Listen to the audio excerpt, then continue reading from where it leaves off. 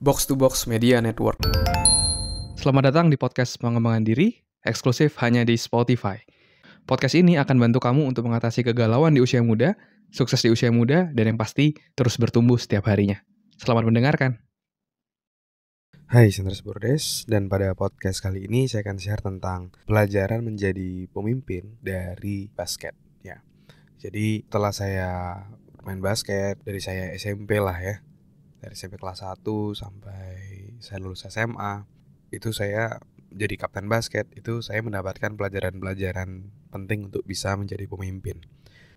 Dan beberapa waktu lalu saya juga menyempatkan diri untuk gabung main basket dengan salah satu klub di Bekasi.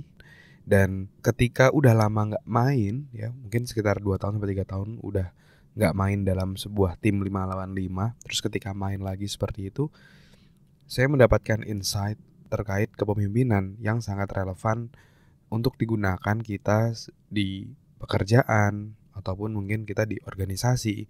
Itu bisa dilakukan, ya. Sebenarnya saya udah ngelakuin hal-hal tersebut ya ketika dulu jadi student athlete. Tapi ketika waktu berlalu terus main lagi dan saya mendapatkan moment di situ bahwa banyak banget prinsip-prinsip di basket yang bisa diterapkan di dalam kepemimpinan kita di pekerjaan ataupun organisasi, ya. Nah, jadi apa aja sih hal-hal yang penting, yang krusial yang saya dapetin pelajarannya dari basket? Yang pertama adalah kita harus punya tujuan bersama. Satu tujuan goal yang mau kita capai secara bersama. Dan itulah yang akan menggerakkan sebuah organisasi, dan seorang leader pun harus memiliki kemampuan tadi, menunjukkan arahnya kemana. Nah, kalau di basket kan kita pasti targetnya adalah juara gitu ya. Targetnya kita adalah menang di setiap pertandingan. Itu adalah targetnya. Dan ketika seseorang memiliki goal yang sama, mereka akan bergerak secara bersama dan bekerja sama di sana. Ya. Ibaratnya kalau kamu naik pesawat atau naik kapal gitu, pasti kan ada nahkodanya yang menunjukkan jalannya, yang dia akan ngasih tahu nih, maksudnya lewat mana, arahnya, tujuannya kemana, kayak gitu. Sehingga kendaraannya tadi itu bisa mencapai tempat yang dia tuju. Tapi ya tadi, harus ada tujuannya. Dan seorang leader harus tahu mau kemana arah dari tim ataupun organisasi yang dia kelola.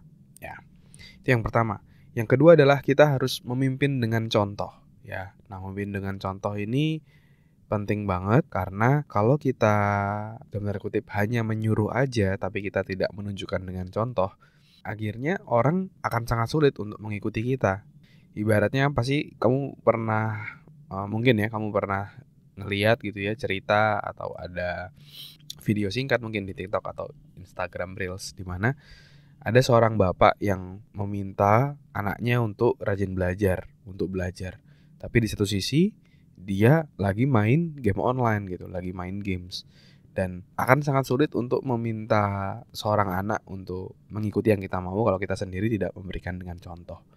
Kalau kita mau anak kita mungkin di masa depan nanti, kamu punya anak juga, mau mengikuti yang kamu inginkan, seperti misalnya yuk baca buku gitu misalnya, atau yuk misalnya dengar podcast pengembangan diri misalnya gitu.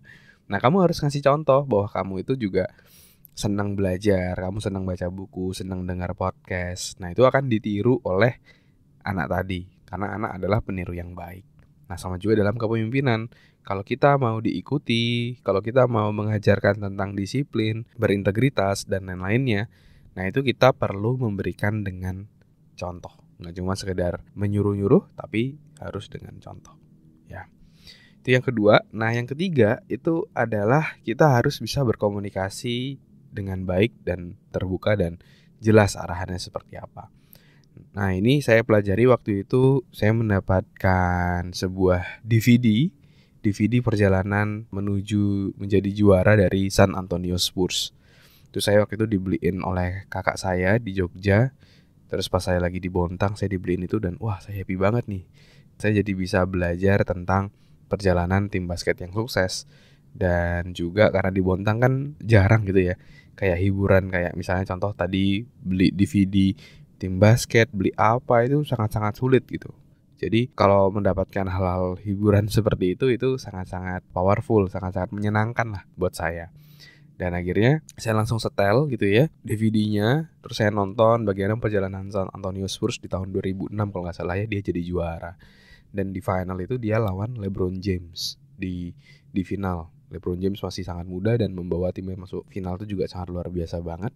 Nah, kenapa kok San Antonio Spurs akhirnya di musim tersebut bisa menjadi juara gitu, jadi tim yang hebat? Nah, salah satunya adalah komunikasi. Ya, komunikasi.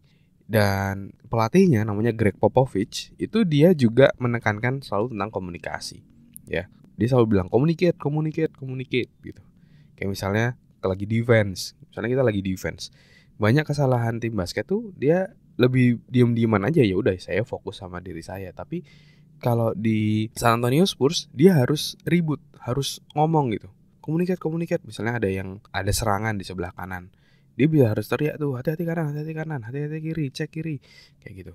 Kalau ada pemain lawan yang overlap lari dari sudut kanan ke sudut kiri, akan teriak juga overlap, lihat kayak gitu. Karena kadang-kadang kalau kita nggak ngomong seperti itu, pasti orang nggak akan tahu dan bisa kebobolan kayak gitu. Ya, akhirnya kita bisa berpotensi kalah. Tapi kalau dengan lebih komunikasi seperti itu, organisasi dan tim akan jadi jauh lebih kompak dan bisa berpotensi menang jadi jauh lebih tinggi. Ya, jadi harus satu yang namanya komunikasi.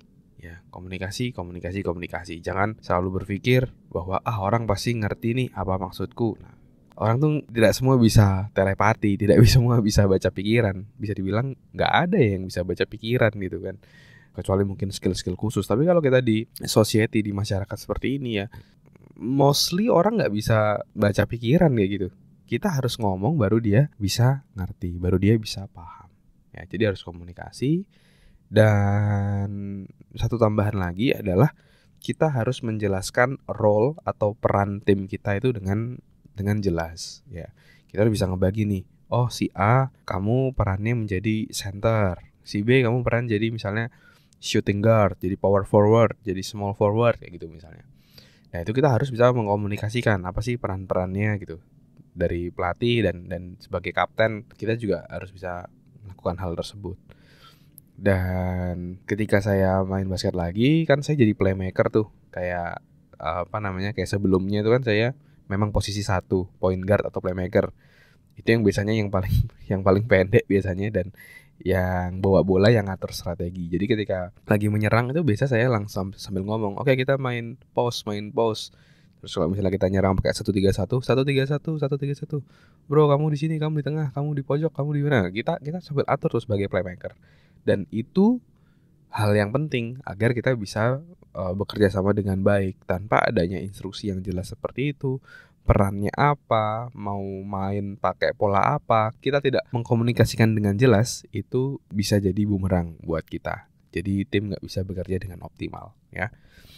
Jadi itu pelajaran menjadi pemimpin dari permainan basket ya, dari yang saya refleksikan dan saya pelajari. Jadi ada 3 tadi ya. Buat kamu yang mau jadi pemimpin, yang pertama adalah harus punya tujuan yang jelas untuk dicapai secara bersama. Terus kita harus memimpin dengan contoh, memberikan contoh ya.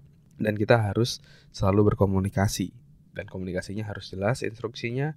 Setiap orang harus tahu perannya seperti apa sehingga bisa bekerja sama dengan baik. Sukses ya buat kamu yang mau jadi leader, jadi pemimpin. Jadilah pemimpin yang hebat. Terima kasih sudah mendengarkan episode kali ini. Semoga bisa bermanfaat dan menginspirasi. Dan kalau kamu merasa bermanfaat, kamu bisa kasih rating bintang 5 di podcast ini. Supportmu sangat berarti untuk kami. Dan juga kamu juga bisa share podcast ini ke sahabatmu, teman-temanmu, pacarmu, gebetanmu, saudaramu, agar orang-orang di sekitarmu bisa jadi jauh lebih baik dan terus bertumbuh setiap harinya. Dan kamu bisa juga share di Instagram, di Instastory, silakan mention @andreasbordes, nanti saya akan repost.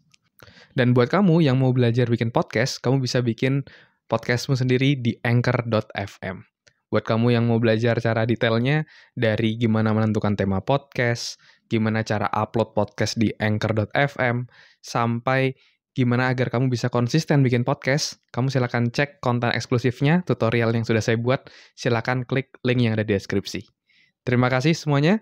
Never stop learning, because life never stop teaching.